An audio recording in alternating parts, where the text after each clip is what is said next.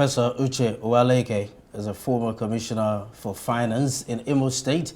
He joins us here in our Abuja studio, and then at our Lagos studio is investment banker and development economist, Dr. Nnaemeka Obiaraeri. Gentlemen, thank you for joining us on Newsnight. Yes, indeed. Many thanks for joining us, both of you. Let me start with you, Uche Uwaleke, Professor of Finance and the first Professor of Capital Markets in Nigeria. Let's, begin with this. The question of Buhari's social register. The National Executive Council have actually put a question mark on that. What's your reaction to that? And the issue of states handling cash transfers, can the states be trusted to handle this effectively? How best can they achieve this? Yeah, first, on the register, I think the governors are right. Their fears are justified. There's no doubt that there is an issue of integrity, to borrow the words of the governor of Anambra State. That register has been described as not having credibility. A situation in which we are told the register is containing about 12 million households. 12 million households, translates to roughly, 40% coverage, of the population. So even going by the number in the register, it tells you that a huge population of Nigerians would be left out if that register is relied upon. And of course, as again rightly pointed out, over time, of course, people have also questioned the way and manner the register was even generated. So against that backdrop, it would make sense, of course, to petition it and think of alternatives. But having said that, let me also say that I don't subscribe to the idea of the cash transfer. When the president said he was going to do a review of the cash transfer, the proposal to give every Nigerian 8,000. A lot of us felt, well, that's a good one. At least it's possible the president was considering non-cash palliatives, because that is where the emphasis should be. But from what I'm hearing now, even from the NEC, the governors are also thinking of using the cash transfer mechanisms, which, according to them, will now be based on registers generated at the state level. Again, that is also something that would be controversial at the end of the day, because there is no ruling out the likelihood that such registers, again, might be politicized. You may also end up finding names in those registers who are not genuine people categorized as vulnerable people. So I want to advise that as much as possible, we should deploy non-cash palliatives if we want to optimally utilize the amount. And look at what they're even saying.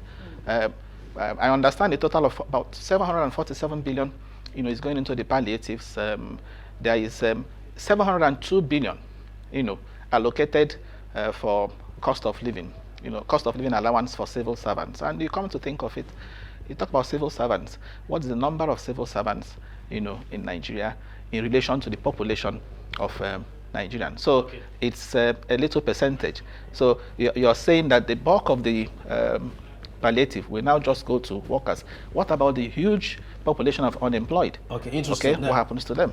Now, Prof, that's quite impressive. Well, Dr. Nnaemeka from our Lagos studio, if you're still there, the Prof just said he doesn't support the cash transfer palliative, that we should explore non-cash palliatives. Well, other suggestions have been addressing food insecurity and, of course, short loans for MSMEs. What are your own suggestions? I totally agree with the Prof. Non-cash palliative is the way to go. And but again, you talk about food security. And, I find it very absurd that we're talking about getting grains from the storage and then sharing it through NEMA. We're talking about a country that is practically under siege because of insecurity. The food insecurity we have in Nigeria is caused by the insecurity across every part of Nigeria. Farmers cannot go to the farm, and as such, they cannot produce anything. And if farmers cannot produce anything, there is nothing to sell, nothing to store. So I expected the National Economic Council to have taken far drastic steps to look at the root cause. The use of the word palliative is very upsetting. Palliative does not address the cause. It's an elixir. It's like somebody that has tumor and you're giving him Fensic to douse the pain, but we've not treated the tumor. And that is what we have continued on this path. We shared palliative. We have been sharing palliative since 2015. As at 2015, we had 76 million Nigerians who were under poverty. We shared palliative for 8 years and ended up creating 133 million multidimensional poor Nigerians. We are not addressing the core issue here. Insecurity is at the root cause of the food insecurity we have in Nigeria. And that should be the cause. What are we doing as a country? We've talked about this many times. For us to address the insecurity, which is at the root. See, Nigeria's problem, at the root of our problem, are twin monsters: corruption and insecurity. Actually, insecurity is the son of corruption. How do we tackle insecurity? And we said it clearly. We need to decentralize security. Take it back to the communities and local governments. I always cite examples of what Peter Obi did when he was governor of Anambra State. When he took over in Anambra was like a chaotic bedlam where asylum dwellers took over the asylum. Peter Obi went to work, involved the 177 autonomous communities in Anambra State, asked them to donate their sons who were trained in security. He empowered them, employed them, remunerated them, armed them. In 6 months, right, Anambra was cleaned out. And for 5 years, Anambra was the most secure state in Nigeria, according to the record of IGP. We cannot reinvent the wheel. Right. We must put measures to take security back. For us to get food security, we must fight insecurity. There you go. Let me bring it back to you, Prof. I mean, let's talk about some of the suggestions or recommendations, if you like, from the National Economic Council. I mean, they came up with some points. The immediate implementation of the Energy Transition Plan, one of the, recommendations from the NEC, and also, of course, the question of CNG, compressed natural gas. They did talk about that there's a need to put that, to action immediately. What do you make of some of these recommendations? Yes, I think those ones are very good right. recommendations. Talking about having alternatives. The issue of compressed national gas has been on for some time, but it's good. The government is beginning now to say the need to give it a lot more attention. I hear they plan to get some funds from the World Bank, to assist that process, and I think that will be a step in the right direction. There's also the suggestion about also assisting, very, very, very important. I think it was I had the governor of Ogun State also mentioning it, right. Assisting SMEs, micro SMEs with soft loans. I think that's also a very good measure. Now, again, regarding how the states can intervene, let me also say that with the unification of exchange rates, we've seen a surge in the revenues accruing to the federation account. The report we saw was that for the month of June, the FAC revenue was going to be 1.95 trillion. It shot up to 1.95 trillion. Although what we hear now, as a matter of fact, up to the time I was coming here, FAC meeting was still going on, and feelers from there, that the members of FAC, the commissioners of finance, and they were opposed to the idea of not distributing the 1.95 because what is being offered is 900 billion. Yes. There's a plan to save some and also put some money in infrastructure. Well, with respect to that, I would say yes, we know the excess crude account has been depleted so much as we speak, or rather, as at the last time I checked, it was just $437 dollars, and there is need to build buffers, no doubt. Okay. But my take on that is that this is not the right time to say we want to save from whatever increase we are getting. Okay. Any money we are getting now should be used to tackle these challenges. Yes, okay. that we have. Wow. And I also think the money they said they want to share can be deployed in areas like education, in areas like health, in areas like living standards, okay? Even at the national level, for example, the government can look into this issue of health insurance scheme and ensure that this coverage is, wider, okay?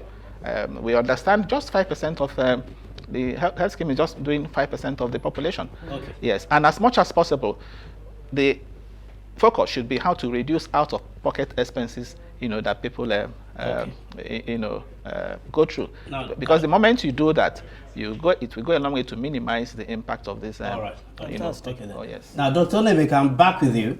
Part of the suggestions at the meeting earlier today was also negotiating a new minimum wage over time, and also, they're also saying the state government should also look into reducing the cost of governance. Now, so we're back to monetary palliatives in some way.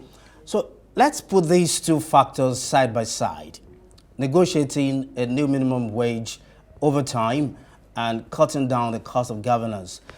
How can state governments manage this situation? The truth is, whenever we talk about minimum wage here, we forget one fact. Nigeria is a country that is populated by over 210 million people, estimate. And out of these 210 million people, 1.3 million are multidimensionally poor. In fact, records from NBS and the records from banks show clearly that over 95% of Nigerians are actually living under poverty. Poverty threshold, $5.5 per day income. Any Nigerian who is not earning up to 133 to 150,000 naira a month is actually poor, looking at the cost of living and what has transpired over the last 1 year. So when we talk about minimum wage, we are trying to address less than 2 million civil servants across the federation. We are not addressing how we can tackle the issue of creating value for 133 million multidimensional poor people, the 3.5 million in IDP camps, the over 95% of Nigerians who are actually under poverty, who cannot, their incomes cannot take them home without depending on other helps. Now we talk about cost of governance. I find it laughable that governors are being persuaded to cut cost of governance. The same government that are persuading governors to cut cost of governance just gifted 110 billion to National Assembly members, 70 billion as palliative and 40 billion for bulletproof vehicles and all manner of things in a country that is already bleeding. Let us tell ourselves the truth. And the truth is, I don't agree with Prof that they should share everything. Let me tell you why. The problem we are facing today, we have seen dollar now trading at 850. 60% of the demand pressure on the dollar is born out of corruption.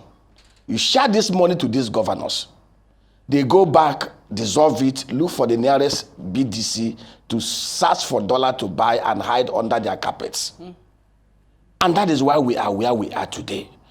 I will advise half of those money should be kept aside with Nigeria Sovereign Wealth Authority.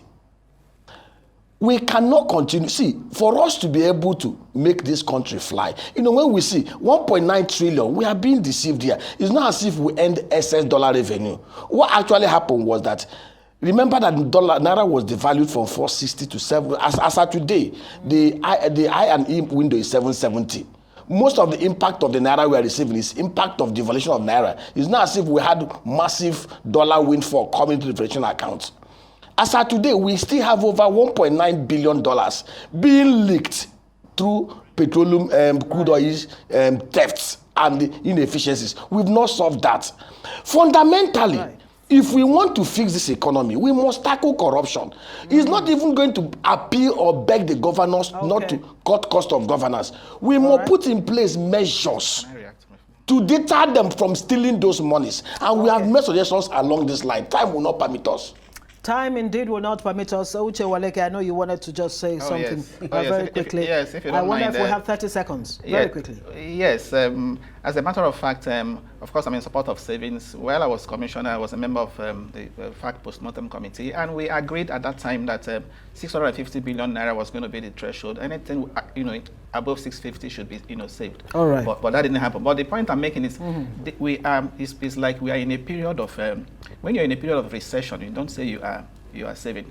Okay. Right. So I'm saying in the interim, okay, it will be in the interest of the economy to share this money, but ensure that states, ring-fence the increase, and with a view to using it for capital projects. All right, we'll have to leave it there. Uche Uwaleke is Professor of Finance and Capital Market, and of course Nnaemeka Obiaraeri, Investment Banker and Development Economist. Thank both of you for joining us on Newsnight.